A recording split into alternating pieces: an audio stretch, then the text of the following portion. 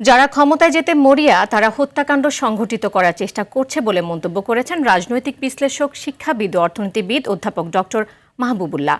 এফডিসিতে আয়োজিত debate for ডেমোক্রেসির আয়োজনে নির্বাচনী বিতর্ক, প্রতিযোগিতা, প্রতিহিংসার রাজনীতি, অবসান, সুষ্ঠু নির্বাচন নিয়ে ছায়া সংসদে গ্র্যান্ড ফিনালে ও পুরস্কার বিতরণ অনুষ্ঠানে এসব কথা বলেন তিনি। আগামী নির্বাচনে রাজনৈতিক সহিংসতা না হয় সে বিষয়ে রাজনৈতিক দলগুলোকে আহ্বান জানান তিনি।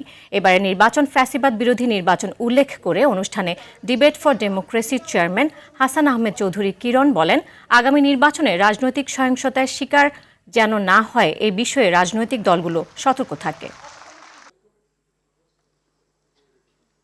ভায়োলেন্সের পথে না যায়, সংঘাত সংঘর্ষের পথে না যায়, সেই জন্য রাজনৈতিক নেতৃত্ব সজাগ দৃষ্টি রাখবেন এবং নির্বাচনটি যাতে সুষ্ঠু হয় এবং দেশের মানুষকেও এই রাজনৈতিক দলগুলো গণভোট সম্পর্কে সচেতন করার জন্য বাকি যে কটা দিন আছে সেই জন্য তারা কাজ করবেন। আপনাদের নির্বাচনী মাঠে প্রচার প্রচারণা করতে গিয়ে একে অপরকে রক্তাক্ত করবার যদি কোনো ঘটনা ঘটে তাহলে কিন্তু ফ্যাসির শক্তি কিন্তু বাংলাদেশের নির্বাচনকে ভণ্ডুল করবার জন্য, বাংলাদেশের নির্বাচনকে বিতর্কিত করবার জন্য তারা কিন্তু ওত পেতে বসে আছে।